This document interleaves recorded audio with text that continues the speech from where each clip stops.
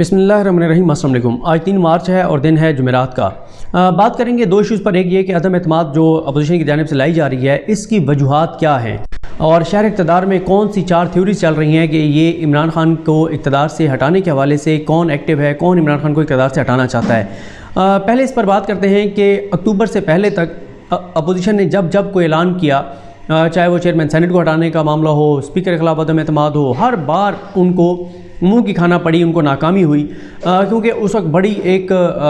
Important एक चीज़ यही थी कि सिविल मिलिट्री तल्लुकात आइडियल थे, बेहतरीन थे, और उसमें हमेशा से हुकूमत यही कहती थी कि सिविल मिलिट्री और हुकूमत और इदारे एक पेज पर हैं, और अपोजिशन का को साथ हासिल नहीं था इस्टेब्लिशमेंट का। बल्कि अपोजिशन तो ये भी इल्ज़ाम लगाती थी कि इमरान खान की हुकूमत को बचाने में इस्टेब्लिशमेंट किरदार अदा कर रही है, हमारे लोगों को कॉल्स की जाती हैं और इसलिए हमारे बंदे गायब हो जाते हैं और इसलिए हम नाकाम हो जाते हैं। लेकिन ज़ाहिर है अक्टूबर के बाद सिविल मिलिट्री तल्लुकात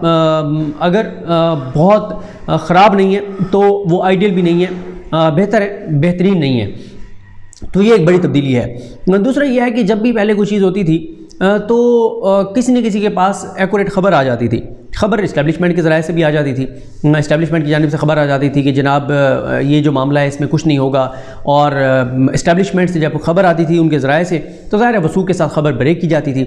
इस वक्त सबसे बड़ा मसला क्या है, क्यों क्लैरिटी नहीं है कि जो अदम एतमाद आ रही है? क्योंकि पहले तो ये भी था कि पता नहीं स्पीकर के ख़िलाफ़ आती है, वज़ीर आला पंजाब के ख़िलाफ़ आती है, आती है नहीं आती। लेकिन क्योंकि अब मौलाना फजल रहमान साहब ने प्रेस कॉन्फ्रेंस करते हुए वाज़ेह तौर पर यह कह दिया है कि इमरान खान के ही ख़िलाफ़ आएगी। दूसरा उन्होंने कहा ड्राफ्ट तैयार है। तीसरा उन्होंने कहा है कि शहबाज शरीफ की अदालत की वजह से आज हम डेट अनाउंस नहीं कर रहे, शहबाज शरीफ ठीक हो जाएं तो हम ये तारीख अनाउंस कर देंगे। लेकिन ये जो अपोजिशन कह रही है वो कह रही है दिनों की बात है, और जो आखिरी डेडलाइन दी गई है वो 17 मार्च की दी गई है। मैं पिछली वीडियो में 17 अगस्त कह गया हूँ 2-3 जगह पे। वो आज सुबह मैं स्पेस में था तौफीक साहब की, तो उधर भी किसी ने मुझे कहा, याद दिलाया शायद जिब्रान भाई ने, मुगीस साहब थे, उमर नाम साहब थे, तो उसमें मैंने ये बताया कि नहीं, ये मैं 17 मार्च कहना चाहता था, 17 अगस्त नहीं। अच्छा, एक तो ये मामला है। दूसरा ये है कि इस वक्त एग्जैक्ट और एक्यूरेट ख़बर किसी के पास क्यों नहीं है, क्योंकि इस्टेब्लिशमेंट की जानिब से कोई रद्द-ए-अमल नहीं आ रहा, कोई ख़बर नहीं आ रही, कोई अता पता नहीं है, मुकम्मल तौर पर खामोशी है। और हुकूमत में ज़ाहिर है इमरान खान साहब को ही पता होगा असल चीज़ों का। मैं आज सुबह उसी स्पेस जिसका मैं जिक्र कर रहा हूँ, तौफीक साहब की और बाकी भी दोस्त वहाँ पर थे, और मैंने उधर यही बात कही। मैंने कहा देखें, बात यह है कि हमारे यहाँ क्या होता है, अगर मेरे बारे में कोई समझता है कि मुझे 4 वज़ीर जानते हैं, मेरी 4 वज़ीरों से बात होती है, या मैं इस्टेब्लिशमेंट में किसी को जानता हूँ, या मेरी वहाँ किसी के साथ बात होती है, तो मुझे कोई कॉल करे और पूछे हाँ जी क्या है। अब होता क्या है कि मेरे पास खबर नहीं भी है ना, तो मैं दानिश्वर बन जाऊँगा अपने इंप्रेशन झाड़ने के लिए, बताने के लिए कि मुझे बहुत पता है, मैं कोई ना कोई थ्योरी जो है वो बयान कर दूँगा। उससे क्या होगा, वो जो बंदा जो मुझसे पूछ रहा था, क्योंकि उसको मेरे पे यकीन था, मेरे पे एतमाद था कि इसके पास ज़बरदस्त और अंदर की खबर होगी, वो अब आगे 50 बंदों को वही खबर देगा जो मैंने उसको दी है, ये कहकर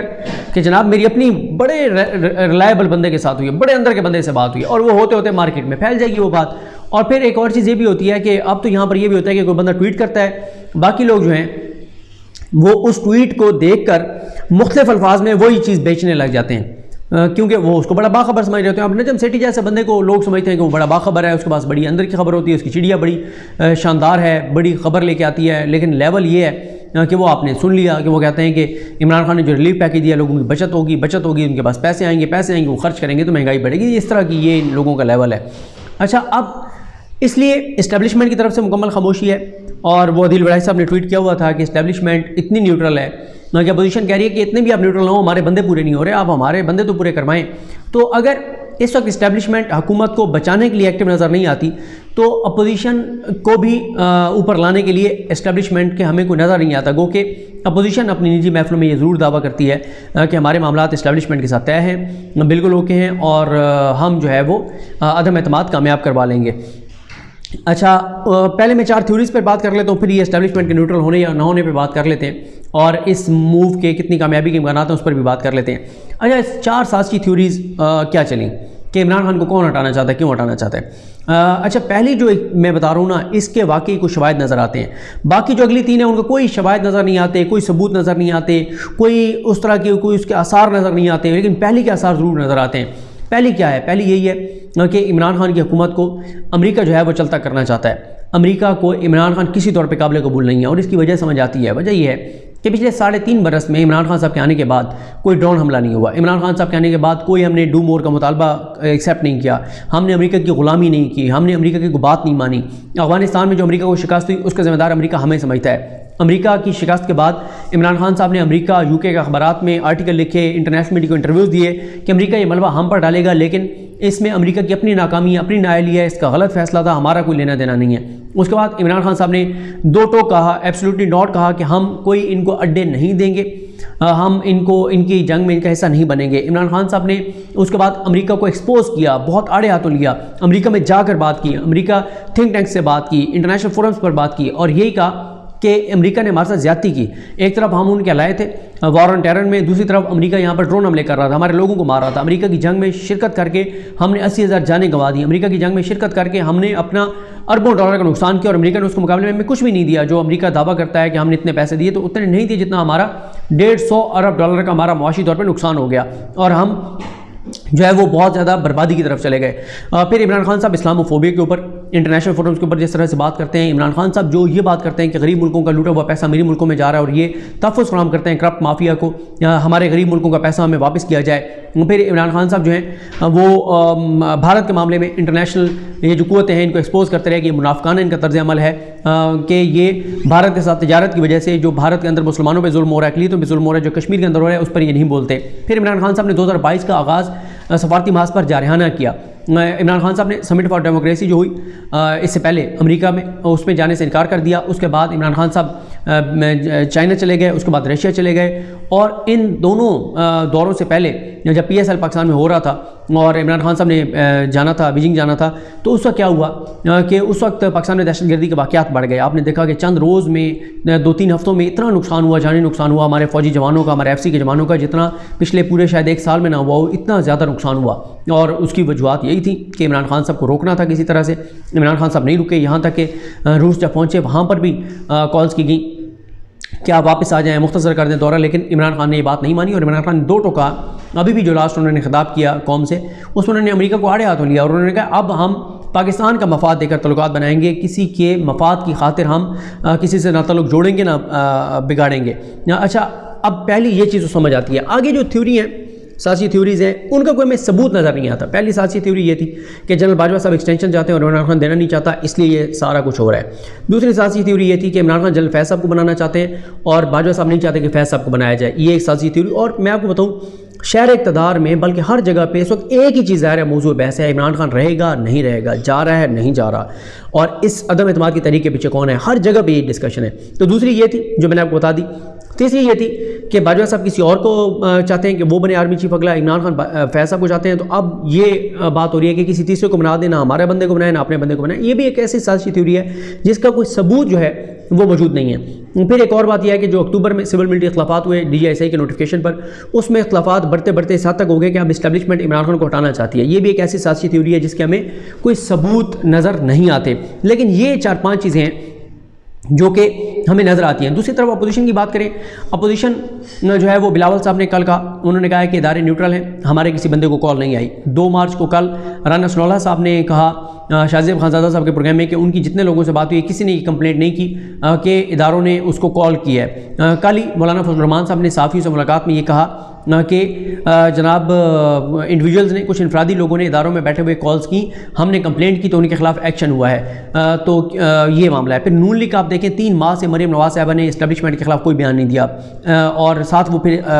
اپنا جو خبریں لیک کرتے ہیں یہ تاثر دیتے ہیں کہ اسٹیبلشمنٹ کے ساتھ ان کے معاملات طے ہو گئے۔ یہاں تک نون لیگ محتاط ہے کہ جب مریم اورنگزیب صاحبہ کا بیان مسلم لیگ نون کے ٹویٹر اکاؤنٹ سے ٹویٹ کیا گیا کہ پشاور سے کالز کروائی جا رہی ہیں عمران خان صاحب کی جانب سے اراکین اسمبلی کو، تو اس بیان کو، اس ٹویٹ کو نہ مریم نواز نے ری ٹویٹ کیا نہ مریم اورنگزیب نے ری ٹویٹ کیا۔ شہباز شریف نے تو ویسے نہیں کرنا تھا، وہ اداروں کے خلاف محاذ رئی کے خلاف ہیں، تو نون لیگ بڑی محتاط ہے، اور ساتھ یہ بھی دعوے کیے جا رہے ہیں کہ اسٹیبلشمنٹ نیوٹرل ہے۔ اب آ جاتے ہیں اس بات پر کہ مجھے کیوں اس کی کامیابی کے چانسز نظر نہیں آتے، اس موو کے مجھے اس لیے نظر نہیں آتے، اور اگر یہ کامیاب ہوئی تو یہ بہت بڑا اپسیٹ ہوگا، تاریخ بدل رہی ہوگی، اور اگر یہ ایسا ہوگا تو پھر میں اپنی بات پر قائم ہوں کہ مجھے پھر آگے یہ نظر نہیں آ رہا کہ شہباز شریف وزیر اعظم بن جائیں گے، اسمبلیاں چلیں گی، پھر مجھے آگے کیوس نظر آتا ہے، آئینی، قانونی اور سیاسی طور پہ بحران نظر آتا ہے، اور بڑے حالات جو ہیں وہ خراب نظر آتے ہیں، سموتھ چیزیں نہیں چلیں گی، پورا سسٹم لپیٹ دیا جائے گا۔ اب آ جائیں کہ مجھے کیوں لگتا ہے کہ یہ کامیاب نہیں ہوگی۔ یہ اس لیے کہ ایک تو انٹرنیشنل حالات اس وقت جو رشیا کے اور یوکرین کے ایشوز ہیں، اس کے بعد جو حالات ہیں جو پاکستان کو 22 ملکوں نے خط لکھ دیا، انٹرنیشنلی پاکستان کے اوپر دباؤ ہے، ریجنل حالات، افغانستان ہمارے گلے پڑا ہوا ہے ابھی تک، اس کی وجہ سے ظاہر ہے ہمیں چیزیں وہاں بھیجنی پڑتی ہیں، ڈالر اسمگل ہوتا ہے، وہاں سے لوگ آتے ہیں، ہم چاہتے ہیں 30-40 لاکھ لوگ ان کے جو یہاں پہ ہیں وہ واپس چلے جائیں، اور لوگ بلکہ آ رہے ہیں،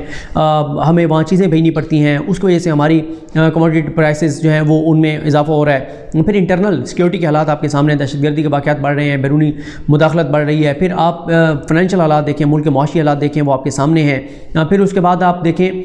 کہ سی پیک فیز 2 کے اوپر کام شروع ہونے جا رہا ہے، رشیا کے ساتھ ہمارے جو اب معاہدے ہونے ہیں ان کے اوپر ہونا ہے، IMF کا معاملہ ہے، FATF کا معاملہ ہے۔ تو اس سارے میں مجھے یہ نہیں لگتا کہ ملک ہمارا جو ہے وہ ایڈونچر کا اور اتنے بڑے جو ہے وہ اپ سیٹ کا، اتنے بڑے سیاسی عدم استحکام کا شکار ہو سکتا ہے، مجھے یہ ایسا بالکل نہیں لگتا۔ تو اگر بیرونی مداخلت ہو رہی ہے، اگر امریکہ ہٹانا چاہتے ہیں عمران خان کو، اگر بیرونی اور انٹرنیشنل اسٹیبلشمنٹ عمران خان کو ہٹانا چاہتی ہے، تو پھر کیسے ہماری اسٹیبلشمنٹ آخر تک جو ہے وہ نیوٹرل رہے گی ایک ایسی صورتحال میں جب پاکستان کے مخالفین جو ہیں ان کے لیے اربوں ڈالر بھی خرچ کرنا کوئی مسئلہ نہیں ہے۔ اربوں ڈالر کیا، 1 ارب ڈالر کتنے بنتے ہیں؟ 1 ارب ڈالر تقریباً 170-75 ارب، 170-75 ارب بھی مل جائے ہماری اپوزیشن جماعتوں کو، تو ان کے لیے کیا مسئلہ ہے 10-15 MNAs کو 2-2 ارب روپے 3-3 ارب روپے دینا، تو کوئی مسئلہ نہیں زمین خریدنا۔ یہاں پہ کیا مسئلہ ہے؟ یہ بہت سارے تو MNAs بنتے ہی اسی لیے کہ وہ 10-15 کروڑ لگاتے ہیں MNA بننے کے لیے اور پھر 50 کروڑ کماتے ہیں۔ تو جس نے اگلے 5 سال بھی اسمبلی میں رہ کے، ابھی تو 1.5 سال چلے رہتے ہیں، اگلے 5 سال بھی رہ کے اس نے اگر کوئی 1.5-2 ارب ہی کمانا تھا کرپشن لوٹ مار کر کے، اور یہ ہوتا ہے ہماری بدقسمتی ہے، ابھی تک ہمارے ملک میں کرپشن ہے اور بہت زیادہ ہے، تو اس کو اگر پیسے مل جاتے ہیں تو اس کو کیا مسئلہ ہے؟ اس کو تو پیسہ چاہیے، اور ساتھ ہی ٹکٹ کا بھی وعدہ ہو جائے۔ کراچی کے جو MNAs ہیں ان کو پیپلز پارٹی وعدہ کر دے، کچھ ادھر ہیں تو ان کو نون لیگ وعدہ کر دے، تو ان کو اور کیا چاہیے؟ تو دوسری طرف مجھے یہ بھی نظر نہیں آتا کہ ادارے کیسے نون لیگ کے ساتھ ساز باز کر لیں گے۔ وہ نون لیگ جس نے پاکستان کی فوج پر حملے کیے، جن کا ماضی بتاتا ہے کہ وہ فوج کے ساتھ کیا کرتے ہیں، ڈان لیگز کے دیکھ لیں، ڈان لیگز 2 دیکھ لیں، جب مریم نواز تھیں ان کے میڈیا سیل سے پاکستان کی فوج کے خلاف ٹرینڈ بنوائے جاتے تھے، پرائم منسٹر آفس سے بیٹھ کے ٹرینڈز بنوائے جاتے تھے، فوج کو کمزور کیا جاتا تھا، پھر نواز شریف نے فوج پر حملے کیے، جنرل باجوہ جنرل فیض کا نام لے کر فوج میں بغاوت کرانے کی کوشش کی گئی، باہر جا کر مودی کو فون کرتے تھے، حمداللہ محب سے ملتے تھے، یہاں ایاز صادق اسمبلی میں کھڑے ہو کر کہتے ہیں کہ جنرل باجوہ کی پاؤں کہاں پر، ٹانگیں کہاں پر نہیں تھیں، بھارت کی یہ لوگ تعریفیں کرتے ہیں، ان کا ایک جو امیدوار ہے وہ کہتا ہے کہ پھر ہم بھارت سے مدد مانگیں گے۔ تو اس طرح سے اور پاکستان کے اداروں پہ مسلسل حملے کرتے ہیں، اس طرح کی جماعت کو کیسے ہماری اسٹیبلشمنٹ جو ہے وہ ایک بار پھر لا سکتی ہے؟ اور اس لیے مجھے یہ عدم اعتماد کی تحریک کامیاب ہوتی نظر نہیں آ رہی، اور اگر یہ تاریخی اپ سیٹ ہوتا ہے، پاکستان کی تاریخ میں ایسا نہیں ہوا کہ عدم اعتماد کامیاب ہوئی ہو، اور اگر اتنا بڑھ، کیونکہ عمران خان نے کوئی ایسا کام نہیں کیا، نہ عمران خان نے ڈان لیگز 1 کیا ہے، نہ ڈان لیگز 2 کیا ہے، نہ فوج پہ حملے کیے ہیں، ایک ہی چیز ہے اس پورے ٹینیور میں، اور وہ ظاہر ہے جو ہوئی وہ نوٹیفیکیشن والا معاملہ تھا جس کے اوپر چیزیں ہوئیں کچھ، اور اس کے بعد اب ظاہر ہے یہ بہت زیادہ بات ہو رہی ہے کہ اصل معاملہ جو ہے یہ جو سیاسی تھیوری ہے جو میں بتا چکا ہوں آپ کو کہ اصل معاملہ جو نومبر میں آگے تقرری ہونی ہے نئے آرمی چیف کی، وہ والا معاملہ ہے۔ تو یہ سیاسی تھیوریز چل رہی ہیں جن کے کوئی ہوا میں ہی ہیں ساری باتیں اور سنی سنائی باتیں ہیں، اور ان میں سے کون سی بات درست ہے غلط ہے یہ آنے والا وقت بتائے گا۔ اور کیونکہ اکثر یہ بھی ہوتا ہے کہ جب وہ حالات گزر جاتے ہیں، کوئی ریٹائر ہوتا ہے، کوئی کتاب لکھتا ہے، کوئی کو بعد میں بات بتاتا ہے کہ اس وقت اصل میں یہ چل رہا تھا، تو پھر پتہ چلتا ہے کہ اصل میں تو یہ چل رہا تھا، ہم لوگ کیا سمجھ رہے تھے اور چل کیا رہا تھا۔ تو اگلے بہرحال چند روز بہت امپورٹنٹ ہیں، اور 17 مارچ تک کی اپوزیشن نے ڈیڈ لائن دی ہوئی ہے، اور پہلے کیونکہ کنفیوژن تھی کہ CM کے خلاف آتی ہے، عثمان بزار کے خلاف، یا ایاز صادق یا اسد قیصر صاحب کے خلاف آتی ہے، اسپیکر کے خلاف، لیکن اب مولانا فضل الرحمان نے 2 ٹوک کہہ دیا ہے کہ عمران خان صاحب کے خلاف ہی جو ہے وہ عدم اعتماد آئے گی۔ ادارے کب تک نیوٹرل رہیں گے، یا اور اگر ادارے نیوٹرل بھی رہتے ہیں اور عمران خان اپوزیشن کو شکست دے دیتے ہیں، تو پھر آپ اندازہ لگائیں کہ عمران خان کس طرح سے پھر اگر اس کرائسس سے نکلتے ہیں تو پھر ان کے ساتھ کیا کریں گے، اور اگر کامیاب ہو جاتی ہے تو وہ میں آپ کو بتا چکا ہوں کیاس اور ملک کے اندر سیاسی، آئینی اور قانونی طور پہ ایک بحران نظر آتا ہے۔ مجھے اپنی دعا میں یاد رکھیں، اللہ کریم ہم سب کا حامی ناصر ہو۔ اللہ حافظ۔